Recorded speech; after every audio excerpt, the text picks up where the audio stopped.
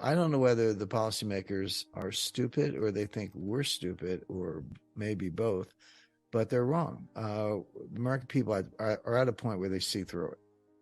And so, and it got worse this last weekend. Johnny Yellen says it's not a bailout. I just explained that it was the biggest bailout in history by far. But the American people see that. You don't need a, PhD in economics is probably a handicap at this point, but you don't need that kind of training to see what just happened. And so people don't trust the government. I mean, it's not just my opinion. It shows up in polls like Rasmussen and other polls that's very clear. So does the Fed try to pull a rabbit out of a hat? And everyone says, no, it's not really a rabbit. And you had it up your sleeve. And I see through your magician act, and it's phony. We may be at the point where we're beyond the capacity of the Fed or any central bank to do anything. And then you say, well, what next? Well, the answer is an extreme and coarse form of socialism, where you're like Argentina, where you actually are nationalizing everything. We're pretty far gone, and then there's the question, what physicists call phase transition. Do you go from water to steam? Does the water actually start to boil and then the pot's empty? Are we at that point where it's too late to do it in reverse? We may be. You have to make allowance for that. We may not, although we're dangerously close. So what's the difference? Where, what could in effect save the country or overcome some of these issues that you're raising? And it always comes down to leadership. And right now, it's Republican and Democrat. I'm not picking sides on this. The leadership is unbelievably weak.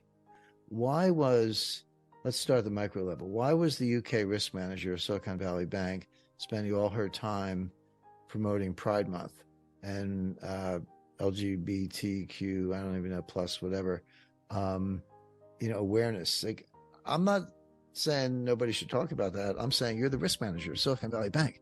Why weren't you looking at your maturity mismatch? Why weren't you looking at the volatility of the bonds? Why weren't you basically diversifying your portfolio? Why weren't you locking your deposits for longer periods of time? Why weren't you hedging with futures and options? You're putting out the pride flag. And again, do your thing with the flag, but don't tell me you're a risk manager of a bank.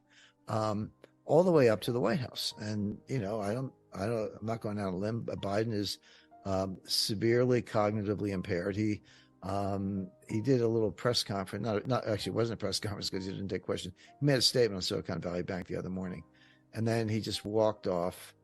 If you want to see something scary and you see Biden on TV, hit the mute button.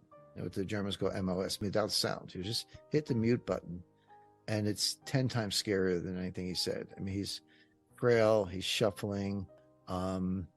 He's had 2 aneurysms.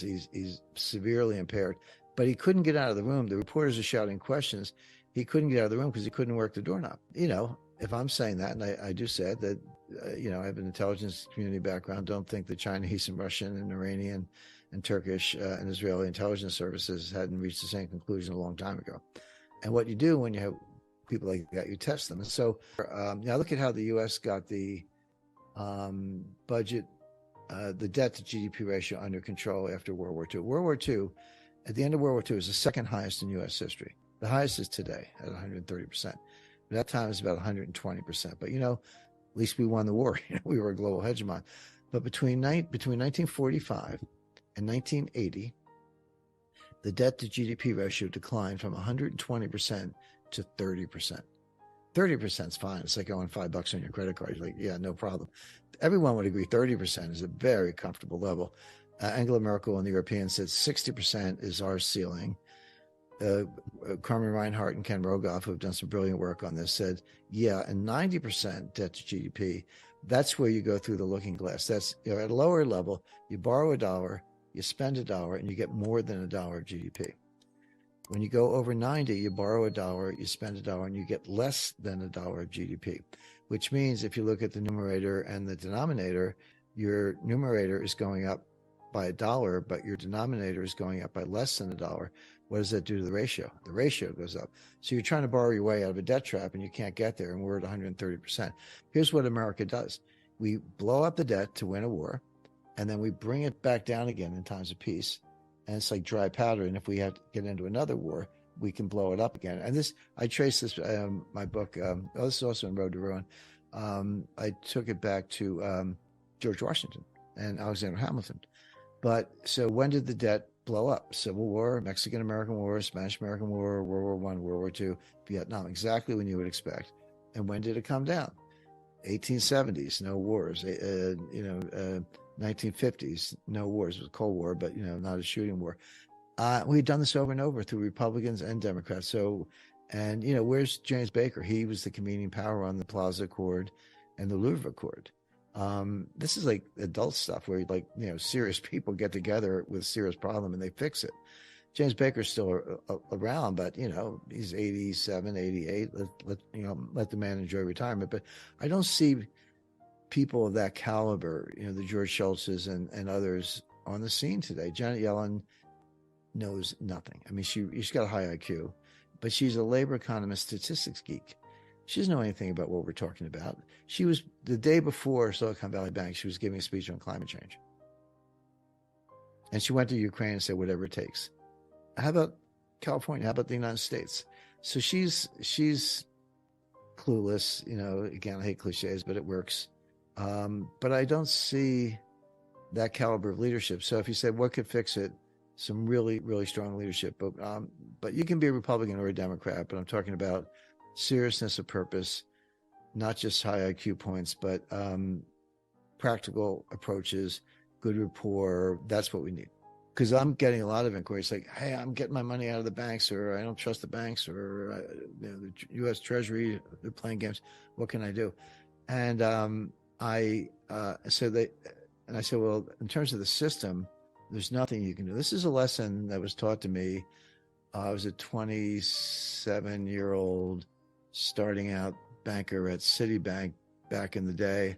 But Walter Wriston was the chairman. Walter Wriston was the CEO. He was the second greatest banker of the 20th century. So number one, I'd give to Pierpont Morgan, but I would give Wriston number two. And but he was very open, and I was a senior officer. I get to hang out, and I had a conversation with him once. I just seen this movie Rollover with great Jane Fonda, Chris Christopherson, Hume Cronin in 1980. But it was about what we're talking about. It was like a Silicon Valley Bank situation that spun out of control and the financial system collapsed and all that. But it started with the Arabs taking their deposits out and buying gold. And that was kind of happening.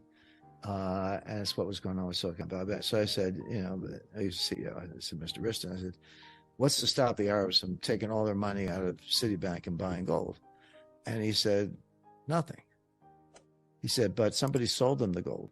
And they got the money and they put it back in the bank, and it could be a different bank, but they lend it to us in the Eurodollar market. In other words, it's a closed circuit. The money doesn't go anywhere. And that was like, that kind of hit me right between the eyes. It's like, actually, you're right. An individual can get the gold, but you're paying somebody else the money. They're putting it back in the bank. And at the end of the day, the money never escapes the system. It is a closed circuit. So the key ingredient is the interbank market, banks lending to each other, except now we have the Fed lending to all the banks. But that doesn't stop an individual from taking her money out and buying gold. And, I'd never do anything 100%. I've always recommended a 10% allocation, season to taste. If you want 5%, fine. If you want 20, it's on you. But I think 10% is the right amount. And it's not bank money, and physical. Take physical custody, put it in a safe place, like private vault. Don't put it in the banks because that's the first place the government will go. It's all legal, by the way, but it's your money. But it's not digital, and so you can't freeze it, you can't hack it, you can't, steal it. It's just gold, and so I think it has a place in every portfolio.